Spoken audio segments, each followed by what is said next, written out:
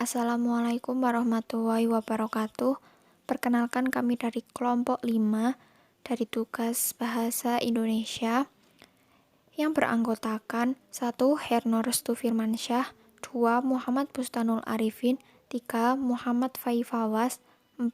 Nurlita Wahyu Ristiani, dan kelima Febi Damayanti Prabandari akan menyampaikan sebuah presentasi tentang jurnal ilmiah.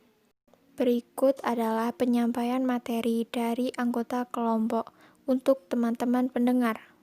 Oke, pengertian jurnal ilmiah.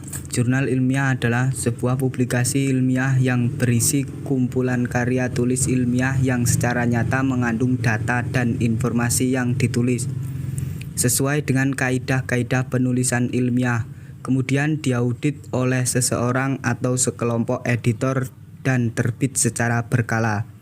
Jurnal ilmiah selalu bersifat spesifik, maksudnya adalah ditulis dalam perspektif disiplin atau subdisiplin ilmu tertentu.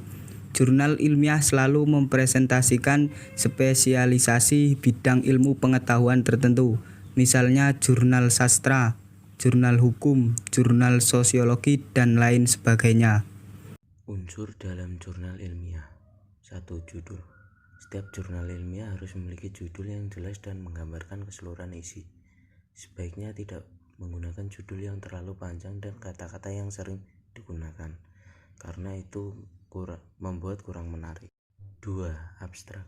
Abstrak merupakan gambar keseluruhan isi jurnal yang biasanya terdiri dari 250 kata yang berisikan tujuan, metode, hasil, dan kesimpulan. Dari penelitian yang telah dilakukan, abstrak berdiri sendiri, tidak mengandung catatan kaki atau kutipan. 3. Pendahuluan. Bagian ini berisi latar belakang menjelaskan alasan dan manfaat dari jurnal ilmiah yang dibuat. 4. Metode penelitian. Bagian ini menjelaskan cara penelitian dilakukan dengan penjelasan yang rinci dan mudah dipahami, agar pembaca mendapat pengetahuan dan teknik dasar setelah membaca jurnal tersebut. 5. Hasil. Memaparkan hasil penelitian dengan menuliskan informasi secara singkat menggunakan teks naratif, tabel, atau gambar. Data yang disajikan harus relevan, bukan merupakan pendapat seseorang. 6. Pembahasan. Bagian ini berisi penjelasan data dari bagian hasil tadi dalam bentuk kalimat deskripsi. Dalam melakukan pembahasan di dalam jurnal, penting diingat untuk membandingkan acuan teori atau model yang digunakan agar pembaca nantinya dapat melihat perbedaan dan persamaan antara jurnal ini dengan yang lain. 7. Kesimpulan. Kesimpulan berisi pembuktian hipotesis penelitian yang ditulis ringkas. Tujuan dari kesimpulan adalah untuk meyakinkan pembaca bahwa penelitian benar dilakukan, tidak hanya sekedar dugaan. Oleh karena itu, biasanya terdapat saran yang berisi kemungkinan penelitian lebih lanjut dan potensi-potensi yang dimiliki metode yang dipakai dapat dimasukkan. 8. Daftar pusaka. Daftar pusaka pada karya ilmiah ditulis langsung setelah teks berakhir. Berbeda dengan daftar pusaka pada makalah, buku, atau penelitian yang harus ditulis dengan berganti halaman baru. Unsur yang ditulis dalam daftar pusaka secara berturut-turut meliputi nama pengarang ditulis dengan urutan, nama akhir, nama awal, dan nama tengah tanpa gelar akademik, tahun penerbit, judul, tempat penerbitan, nama penerbit. Unsur-unsur tersebut dapat bervariasi bergantung kepada jenis sumber pustakanya.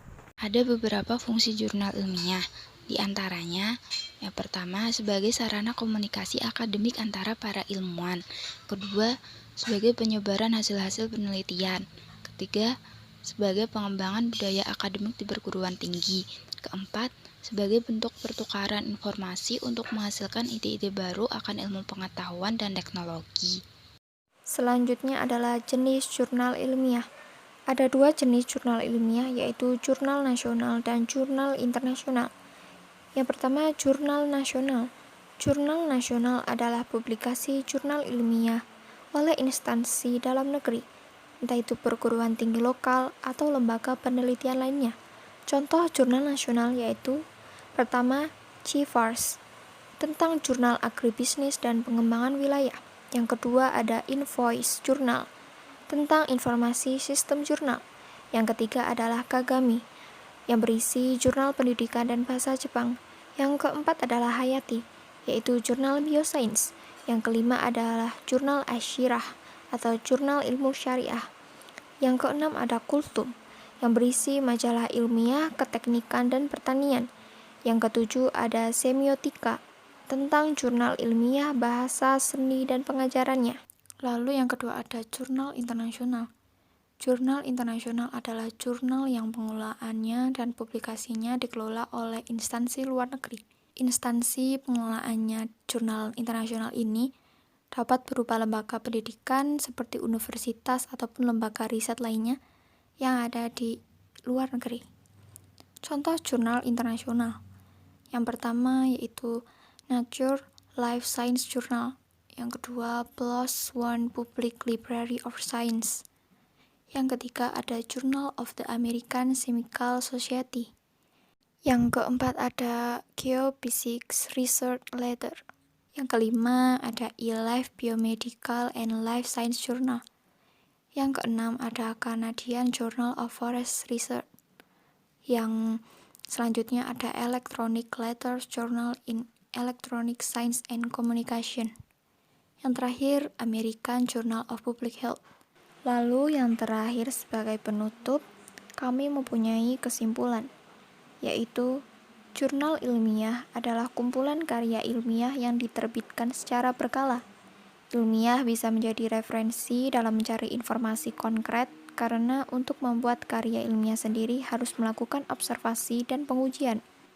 Itu saja yang dapat kami sampaikan dari kelompok 5.